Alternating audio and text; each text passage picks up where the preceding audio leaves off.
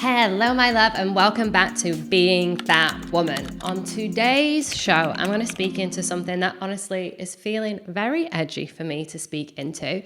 And I think there's going to be some women that are not going to like this podcast. And equally at the same time, there's going to be so much richness in it for so many women.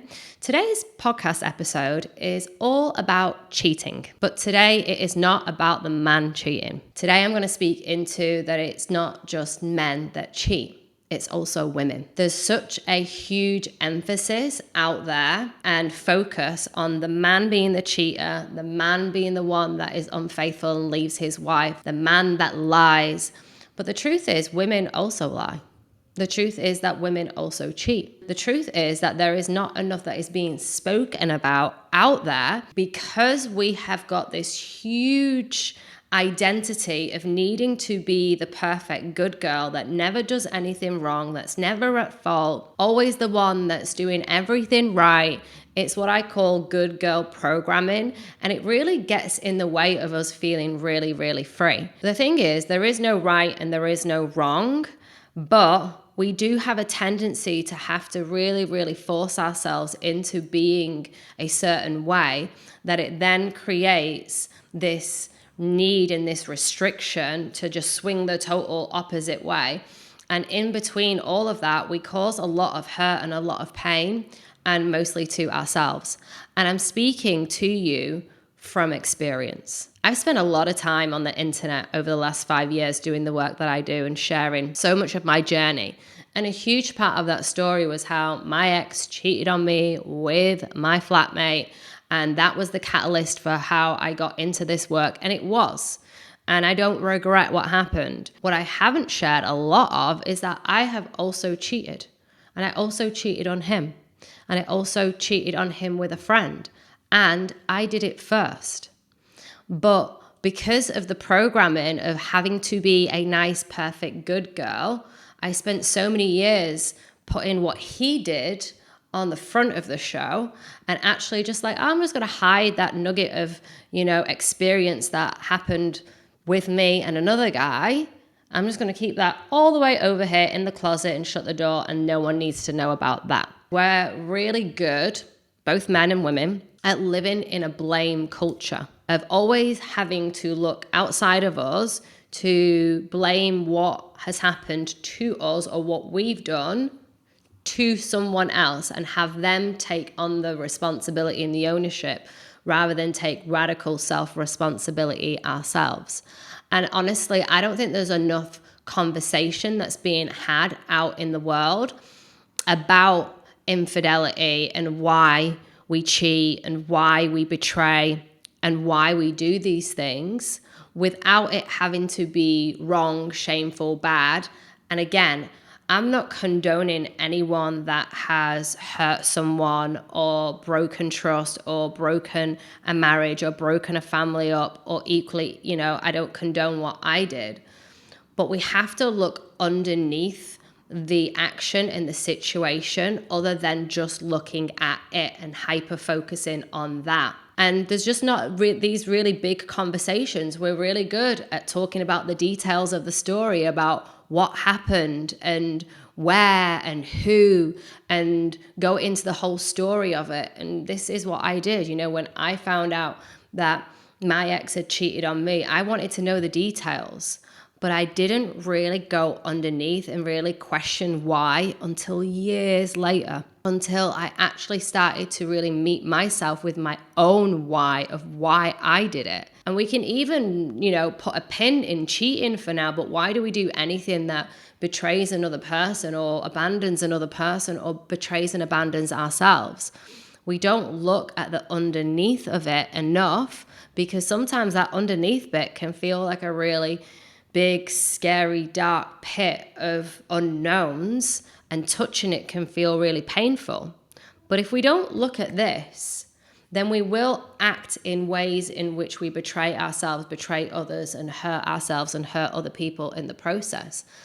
Because we don't want to take the responsibility of our actions, we then create even more dishonesty we create even more lack of self-trust within ourselves as well. Because the truth is, like, you know, if we are holding anything in our life that isn't feeling good for us, be it guilt, be it shame, we're then going to carry and bleed that out into the experiences that we have in life and the relationships that we have. And this was exactly what happened with me. I was in this situationship for a very long time. It was a friends with benefits setup.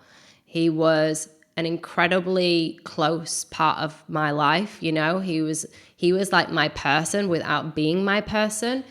And I was really, really fond of him in so many ways, and I was falling really deeply in love with him. But we never had this communication of being really honest about how we felt about each other until it got too late and the damage had been done. So all the while, like, I was in this, you know, situationship with this guy that I had like these really, really close feelings for, really, really deep connection. And rather than actually say, hey, I don't like this setup.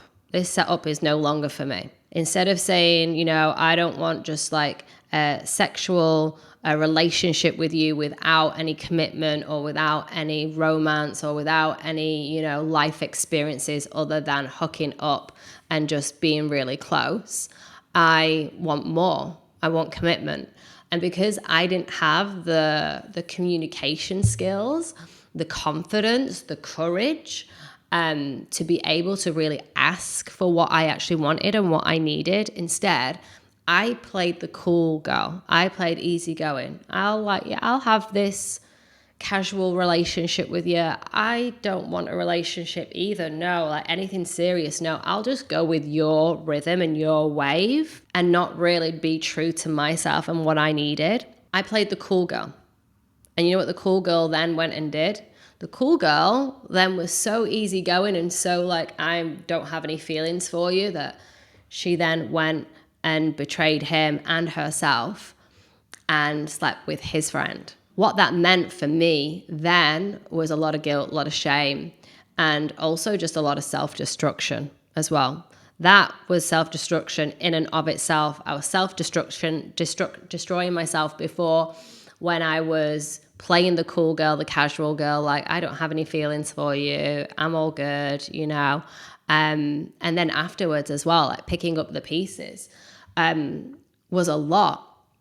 But you know what is crazier is that the self-destruction and the cheating was easier than being vulnerable, was easier than actually speaking my truth and showing my heart and being soft and being open. Even it was easier than the thought of, well, if I tell him how I feel and he says no, then we won't have the connection in the situationship. Because there had been like a safety that had been built in the situationship, because it was still connection. Even if it wasn't commitment, it was connection.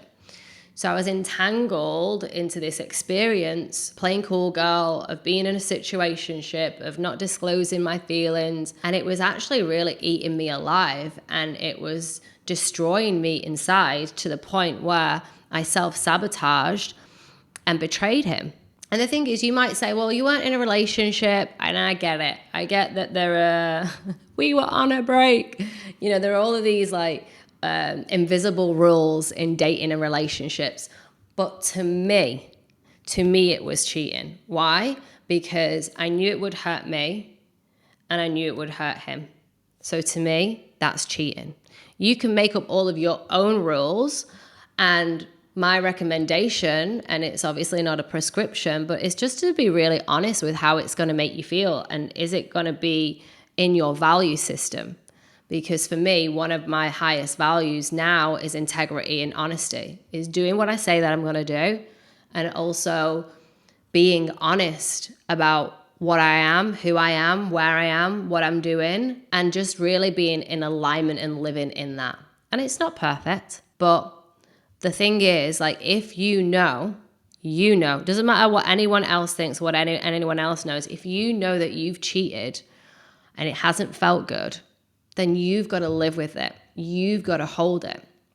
And for me, I felt a lot of guilt and I felt a lot of shame in the experience and afterwards as well. And then even into years later, Because as I'm doing this work of women's liberation and I'm talking about my ex cheating on me, but I'm not sharing about me cheating on him, that's dishonest, and no one knew, but I knew, which is why I've had to liberate myself and speak my truth and activate my voice and share it. And I want to get into the reasons why people cheat, men and women.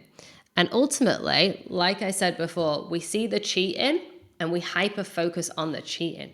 We think about who he has betrayed or she has betrayed with, when they did it, where they did it, how long for, and we get lost in the details of the story because we don't want to really touch on the why. And underneath the actual experience, the behavior, there's always a succession of experiences that have been had between a man and a woman that it's led to that point. So, for example, if we want to take me and put my situation in it, you could see that before I cheated, there had been a succession of things that had happened that led to me cheating, right? So it was all of these experiences that I had with my ex that I wasn't happy about.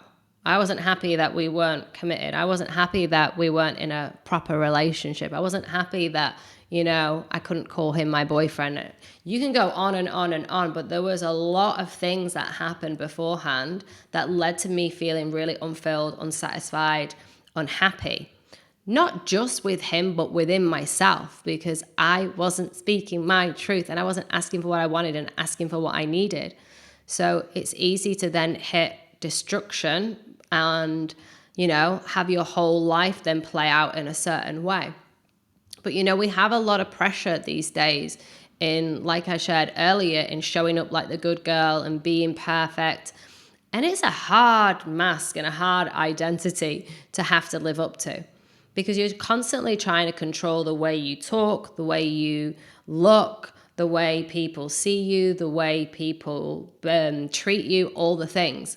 It's my school of thought that the more that we really allow ourselves to just really land in what it is that we are feeling versus being in the head and all of the noise of what I should be doing, how I should be being, what does he think of me, where should I, go, what should I do in this relationship or situationship or whatever you're in right now, whatever experience, you're more than likely trying to play out a certain way and a certain identity and version of yourself to stay safe in that experience, so that person loves, likes, and approves of you and wants you, and trying to receive the validation from someone else or a group of people around you in order to feel good about yourself.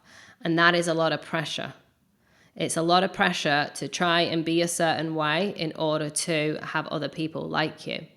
And the conundrum to it is that more often than not, when we're not truly being ourselves, people just don't really fully understand or get us, because they can kind of sense that we're playing a game or wearing a mask. And so many people are doing this. And we're all doing it to a certain extent because life has been so wild. So what it means is when we're holding all of this pressure, we don't have as much access to this part of our brain, which is the prefrontal cortex, which is our executive learning brain, where we can think clearer. Our processor is a little slower. We think more consciously. We think more intuitively. We've got more access to our body and our body wisdom. And we just look and see opportunities and experiences in a new and more open-minded way. Now, if we're living a life of a lot of pressure and I need everyone to like me, and I've got to make the man love me, and I need to make sure that I'm looking good and that I'm sounding good and all of the things, then if we've got a lot of that noise going on, then we're living life from here, which is the amygdala, which is our reptilian brain, which is survival brain.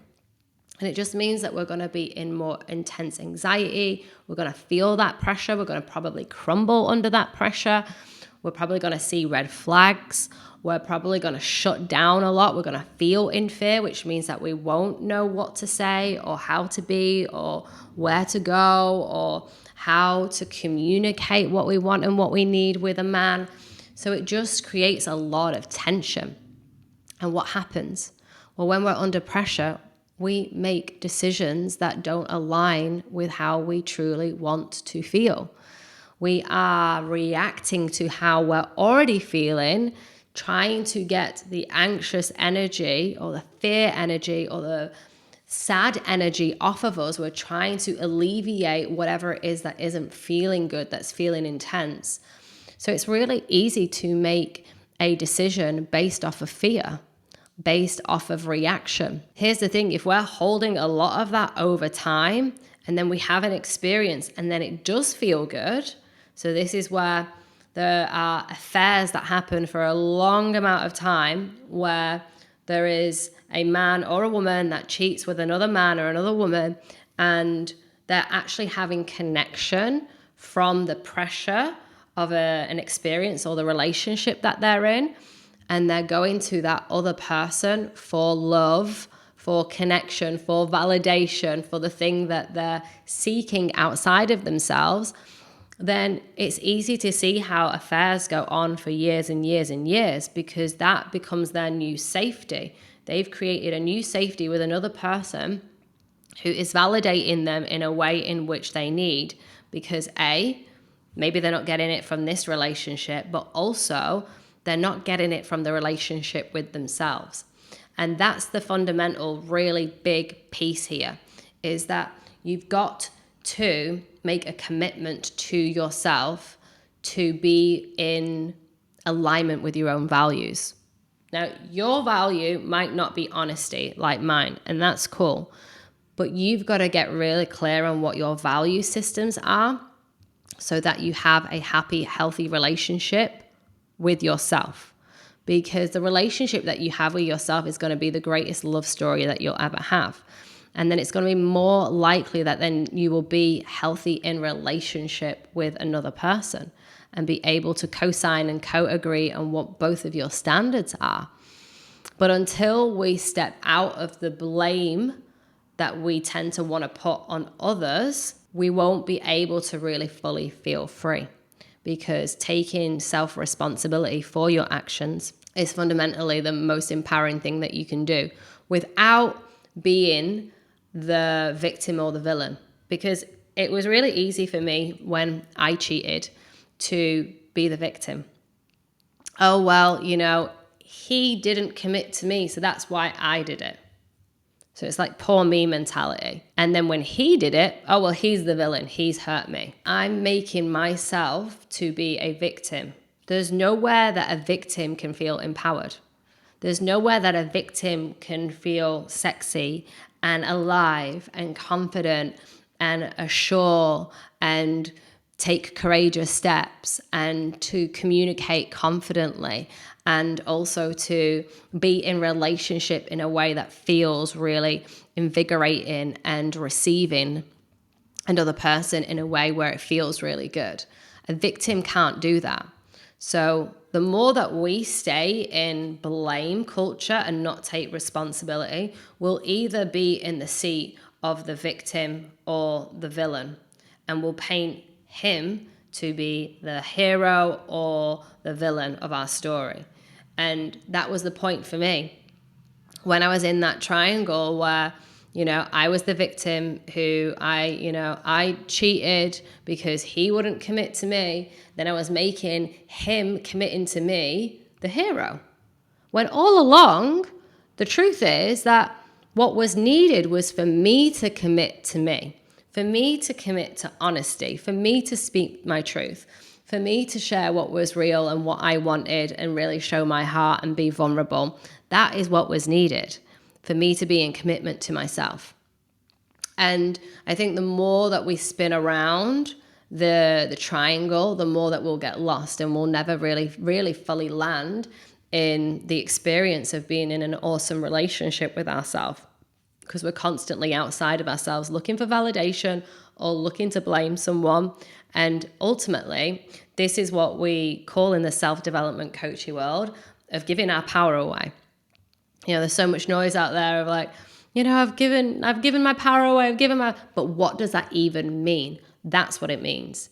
It means that when we can't fully own our own truth and speak it out and either walk away from something that isn't serving us, because I could have, and dare I say the word should have walked away from that situationship and said, hey, thank you for the connection. Thank you for the fun. I really like you. I really like you. I like you as a friend and I like you as more. And honestly, if I stay in this situationship, I'm going to be betraying myself because this isn't actually what I want. And instead, I'm going to walk away. And I did try multiple times to kind of do that, like, oh, like we're done now. But I didn't speak the truth. I just said, hey, yeah, let this be the last time. We're good. And there'd always be a next time. But what was missing in all of that was that raw, real, honest, heartfelt truth. And that's the bit where we take responsibility for ourselves. That's the bit where we take back our power. And that is where we fully start knowing that we've got our own back. And there is something that happens in our energy field, in our body, when we do that, when we practice being that way. We start walking around in the world in a whole new way. We attract differently, we speak differently, move differently, and our whole world shape shifts and aligns to how we are, our own frequency. I'm going to end this podcast at this point. I think it's a really beautiful place. And I just really want to leave the women in here that whether you've been the one that's betrayed and you've cheated, or you've been cheated on, I would really love for you to just sit with the underneath bit of why. What were the things that led to that piece? Where can you see your part in it? Not to discredit what he's done in any way as not important, because how he's shown up, whether he's cheated or whatever he did in the lead up to you cheating, we're always playing a part, both of us. If we're in a relationship or a situationship, there's two people in it. There's two people that are responsible, no matter what the end result or the action that has been created, whoever's cheated, right? There's always going to be two sides, and there's going to be two people that essentially haven't communicated. But I want you to look at your bit. I want you to look at the why did you cheat versus the what you did and when you did it and who you did it with, etc., etc. And equally, if you've been cheated on, I want you to look at underneath, like, why did that experience happen for you? Because there will be some really, really rich juice in there for you to squeeze on, for you to then start taking back your power and start moving differently in the world. I hope that you enjoyed this episode, my love. If you did, please leave me a 5-star review. And also come and connect with me on Instagram at I am Anna Christina.